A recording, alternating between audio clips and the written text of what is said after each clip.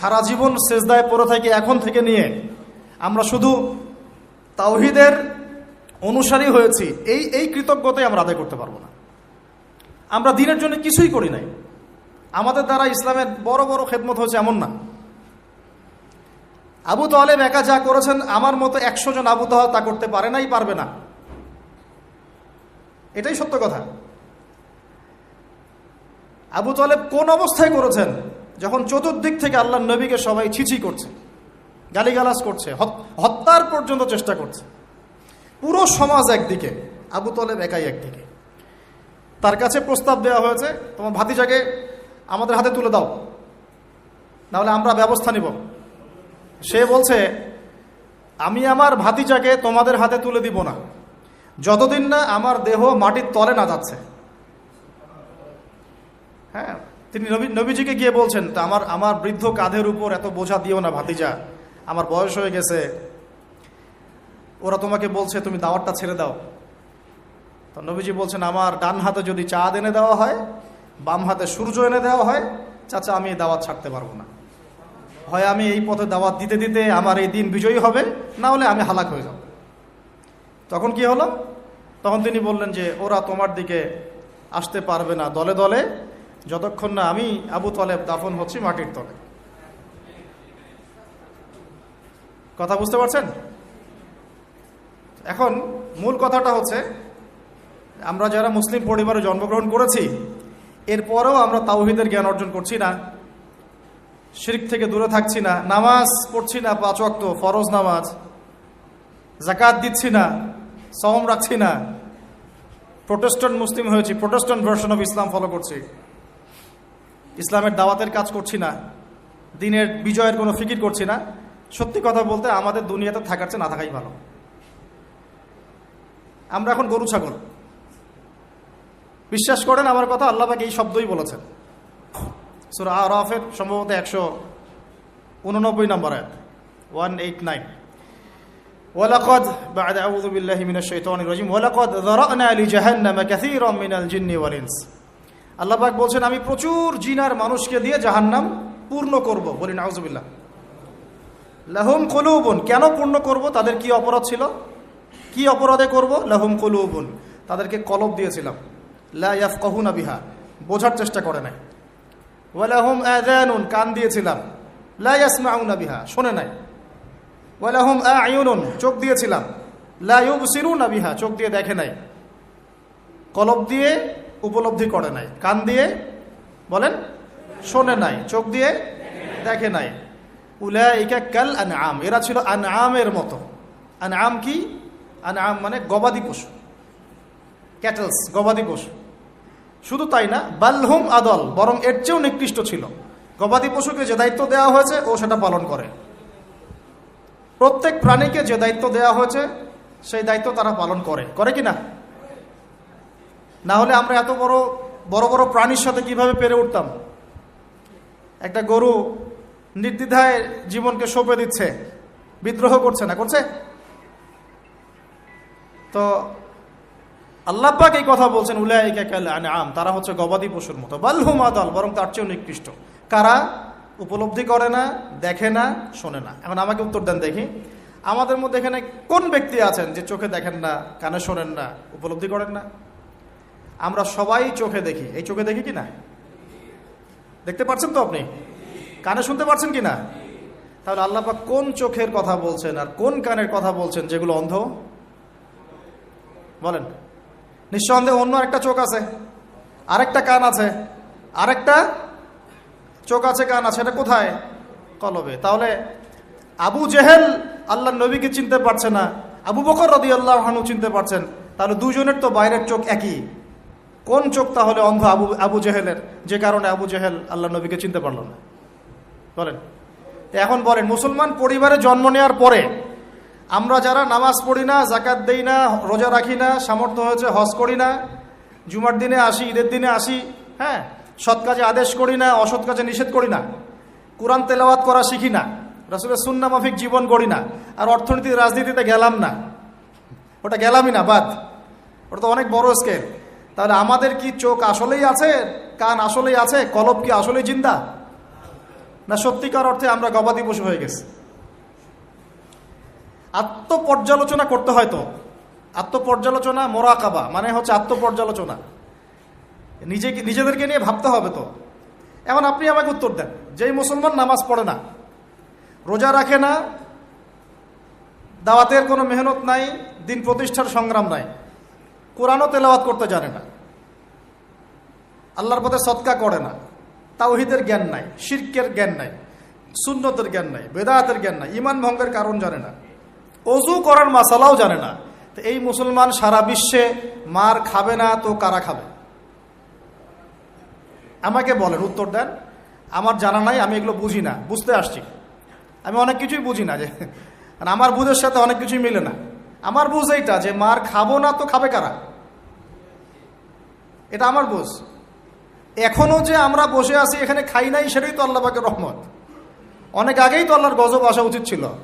নামাজ তো আগেই ছেড়ে দিছো তুমি, যাকাত দাও না, রোজা রাখো না, রসুলের সুন্নাতের কোনো খবরই নাই, প্রতিদিন ক্লিন শেভ করতেছো তুমি, আল্লাহ রাসূলের সুন্নতকে জবাই করতেছো, প্রতিদিন করতেছো,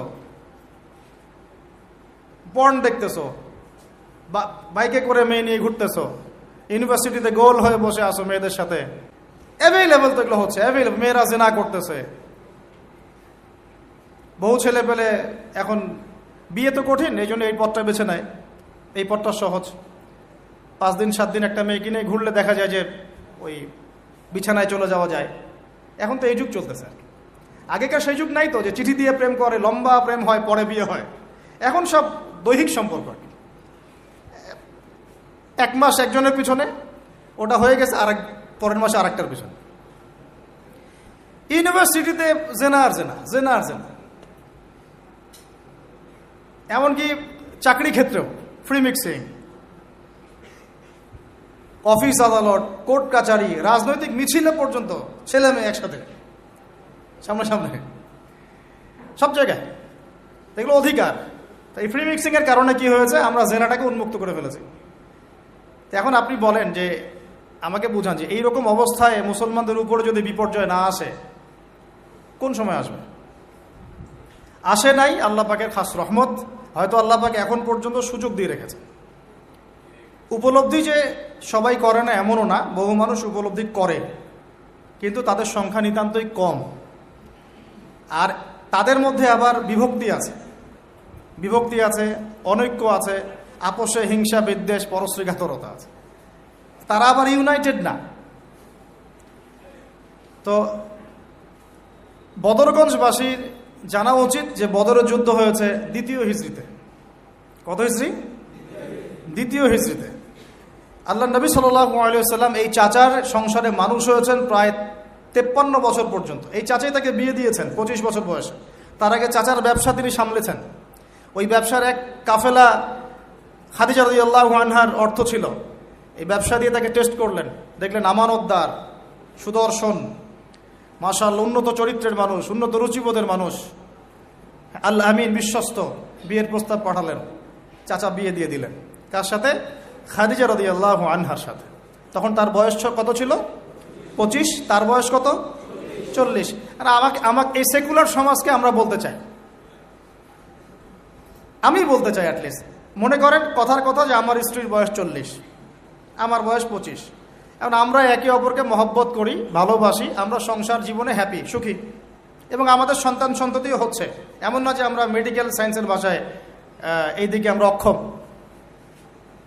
মহব্বত আছে, দুজনকে পেয়ে সুখী, একে অপরকে ভালোবাসি, সন্তান হচ্ছে। আপনার কোনো সমস্যা? আমি আমার এই ম্যারিড লাইফে আমরা হ্যাপি, আপনার কোনো সমস্যা? আমার স্ত্রীর বয়স 40, আমার বয়স 25। মনে করেন আমার বয়স এখন 32-33 হবে আর কি, সূর্যের হিসেবে, কিন্তু বয়স কিন্তু ফিক্স হয় চন্দ্রের হিসাবে। আমরা সূর্য হিসাব করি। এখন ধরেন আমি একটা বিয়ে করলাম, ধরেন তো স্ত্রীর বয়স মনে করেন 16 বছর। কত? মনে করেন 16 বছর। 16 বছর একটা মেয়ের কি হায়েজ হয়? হায়েজ বোঝেন? আচ্ছা, সে কি সন্তান জন্মদানে সক্ষম? সে কি ম্যাচিউরড, ফিজিক্যালি স্ট্রং? এখন ওর বয়স 16, আমার বয়স 32। এখন ও আমার সাথে হ্যাপি, আমি তার সাথে হ্যাপি, সন্তান জন্ম হচ্ছে, দুজন সুখে আছি, মহব্বতের সাথে আছি, সুস্থ আছি, কোনো সমস্যা আপনার? তো এই হলো অবস্থা, সার্কাস। এখন এই 16 বছরের মেয়ে, আপনার মেয়ে, আপনি বিয়ে দিতে পারবেন না। বলবেন যে আপনি রাষ্ট্র আইনের বিরুদ্ধে কথা বলছেন। না, আমি বিরুদ্ধে কথা বলছি। আমি বুঝাচ্ছি যে এটা কতটা অসার একটা আইন।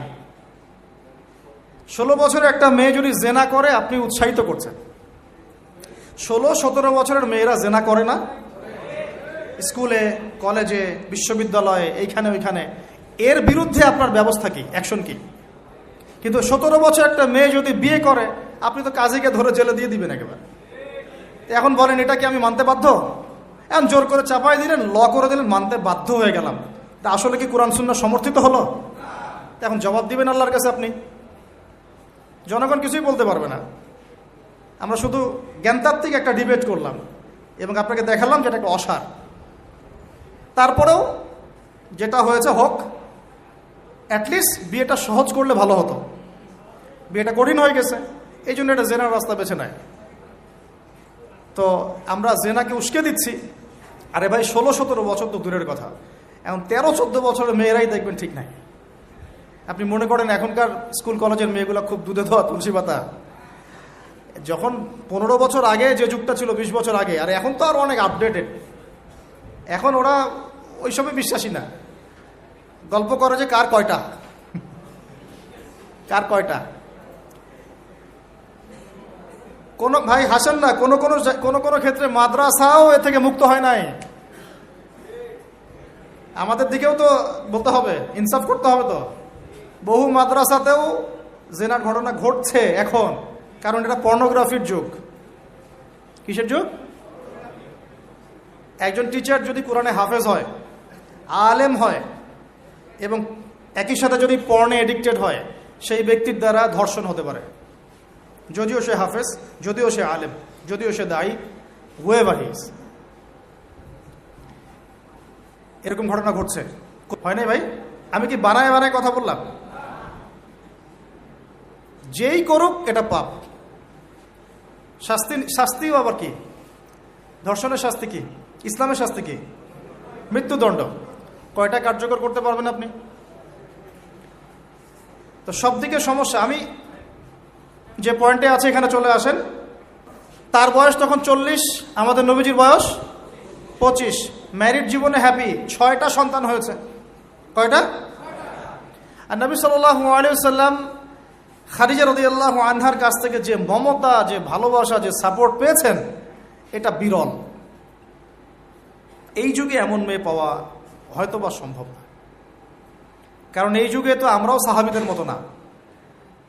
আমরা যদি সাহাবীদের মতো না হতে পারি, আমরা মহিলা সাহাবীদের মতো স্ত্রী আশা করি কিভাবে? মাশাআল্লাহ। এখন নবী সাল্লাল্লাহু আলাইহি ওয়াসাল্লামের কাছে সমাজের জাহিলিয়াত ভালো লাগে না।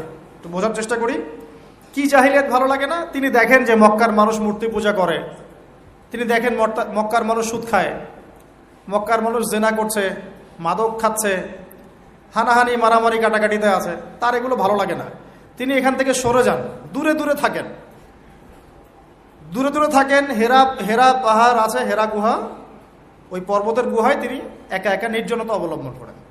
কারণ যখন আপনি একটা ভালো রাস্তায় থাকবেন, সমাজের অন্যান্য খারাপ বিষয়গুলো আপনার পছন্দ হবে না, নিচে থেকে ভালো লাগবে না। এই যে আপনি আমি যতটুকু ইমানদার, পাশে কনসার্টের গান কানে আসলে আপনার খারাপ লাগে না? লাগে তো, আপনি বুঝতে পারেন না?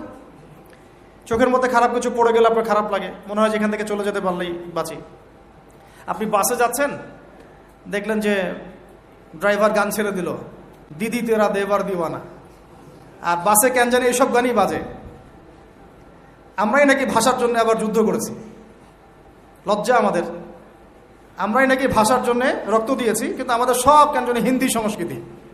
হ্যাঁ, তো কত বড় ভণ্ডামি আমাদের মধ্যে আছে দেখেন। ভাষার জন্য আমরা লড়াই করেছি, জীবন দিয়েছি, গর্বের। এটা অবশ্যই আমাদের জন্য গর্বের, কিন্তু আমাদের ঘরে ঘরে এখন হিন্দি কেন? ঘরে ঘরে হিন্দি কেন? তাহলে আমরা কি এটা কি দিবস পালন করার বিষয়, না আদর্শ লালন করার বিষয়? কোর্ট কাচারি, অফিস আদালত, সবকিছুর ভাষা হচ্ছে ইংরেজি, ওখানে বাংলা চলে না কেন? আমরা কি ইংরেজির জন্য যুদ্ধ করেছি? এই উপমহাদেশ 200 বছর শাসন করেছে ব্রিটিশরা।